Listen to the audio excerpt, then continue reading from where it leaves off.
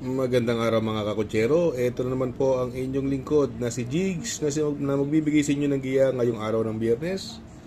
Ngayon po meron po tayong 8-12 balance races, no, at ang start time po natin ay alas 5:30 ng hapon.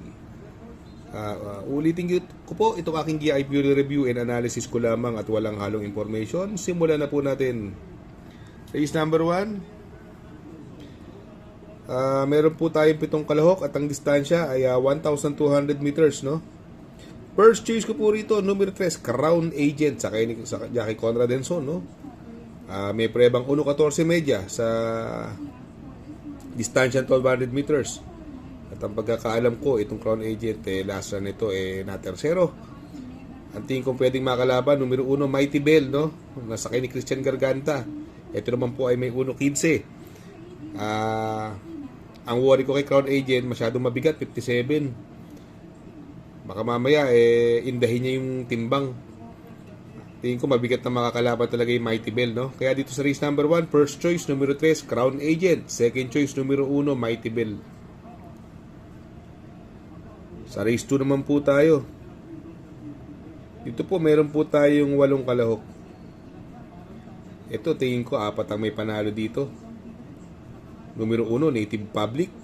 Numero 2, Justice Please. Numero 3, Make Waves. Coupled with Big Deep. At yung numero 5, I Told Mama. Itong karerang ito, napakahirap. Nagbabalik yung Native Public. Itong si Native Public, before nagbakasyon, nasigundo ito. Nanalo ito. May prebang 1.13 ito. Sa distansya 1,200 meters. 1.13 media. Ito naman si Justice Please, nag-barrier na karaan, nag-preba ng 1.15. Maganda po lahi, no? Justify, champion sa US si Justify, no? Tsaka napakarami lahi ngayon ito dito. Magagaling din ang mga imported. At ito yung imported horse din po. Yung numero 3, Make Waves, no? Ito may 1.16 media. Another imported horse. At yung Big Deep. Tingin ko may mga panalo yan. I Told Mama naman, ito tingin ko magdadala ng unahan. Sa kaya ni Jackie JB Pilitro, magdadala ng pinakamagaang na timbang na 49, baka makaalagwa. Kaya ito napakahirap na karera. Pero pipiliin ko siguro yung mga imported horse, no? First choice ko po, numero 2, Justice Please. Second choice ko po, numero 3, Make Waves, coupled with Big Deep.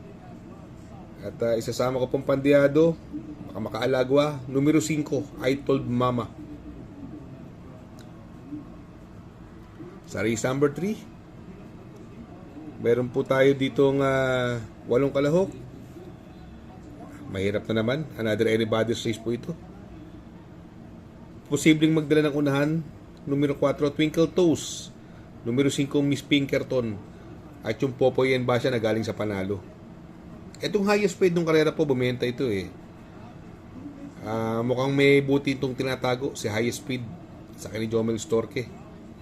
At ito namang numero 8, Achiholi.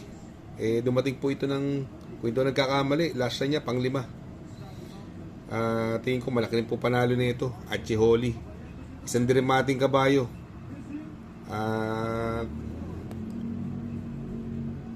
Magaling dito yan sa PJC. Naipanalo po ni Apoy Asuncion yan dito si Achiholi. Kung magkaroon po ng lutsyahan sa unahan, ito po tingin ko re-remate.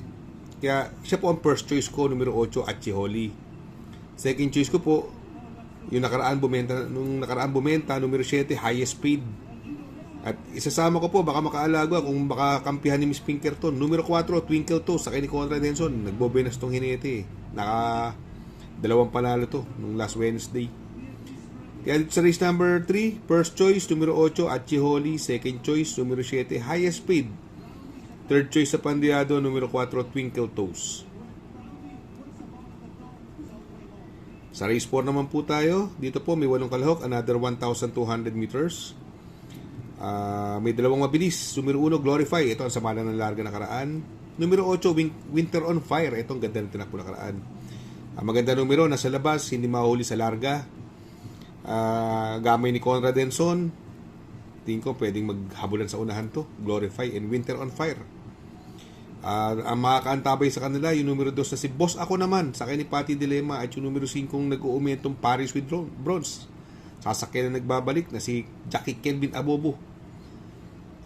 Baka mabigyan ng panalo, mabigyan ng buenas. Kaya dito, race number 4. Kung magkalutsahan si Glorify Winter on Fire, first choice ko po rito yung numero 5 Paris with Bronze. Second choice ko po numero 8 Winter on Fire. At third choice sa pandiyado, numero 2 Boss Ako Naman. Sa race number 5 po, another anybody's race, talagang magulo, no? Ang hirap, mukhang magkakadihad ditong karera to. Mukhang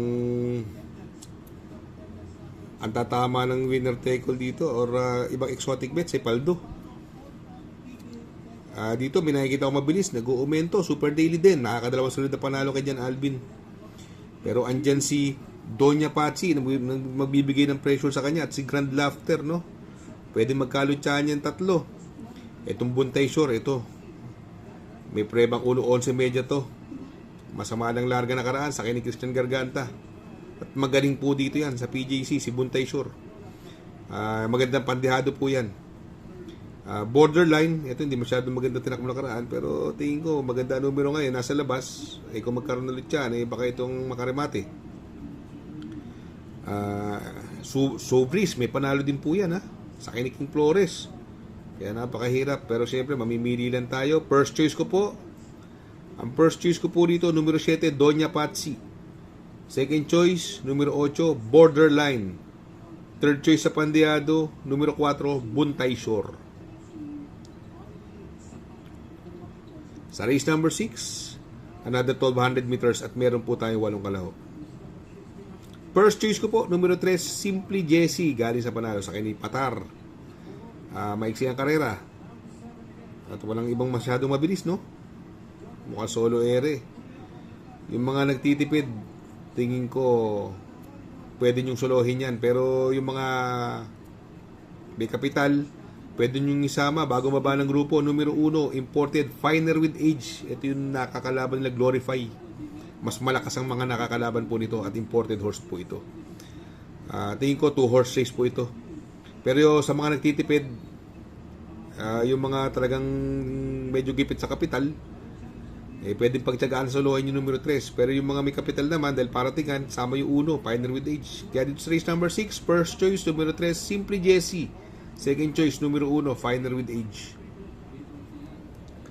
Sa race number 7, sa penultimate race, another 1,200 meters at dito po may 8 kalahok. Ito dahil mga nakasobra dito, no? Numero 3, Best Shot. May 1.26 sa 1,400 meters at may 1.13 sa 1,200 meters. Ang worry ko lang ay matagal nagbakasyon. Gusto ko sanang solohin dahil siya nga may best time dito. Kaya lang galing bakasyon. Pero kung ang itatakbo niya hindi magbabago ang kondisyon, tingin ko sobrang lamang po nito, no? Kung magpo-protection po ako rito, siguro yung numero 7, Primero Soldado. Ito magaling kay Jackie R.A. Base ito. Gamay niya po ito. Kaya dito sa race number 7, first choice numero 3, Best Shot. Second choice numero 7, Primero Soldado. Sa race number 8, sa last and final race, another 1,200 meters at dito may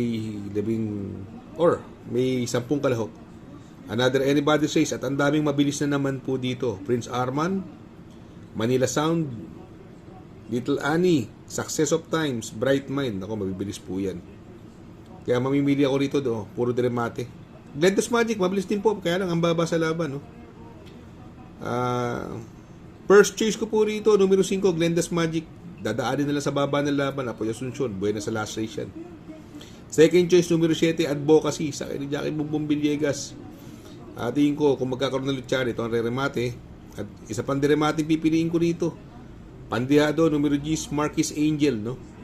Pero dalawa sakit ito. Mukhang ito pala Madalyamado. Pasensya na po, no?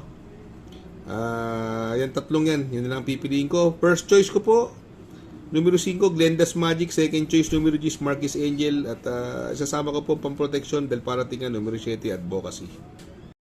Shoutout nga pala kay Sir Pax ng Barkadahan OTV.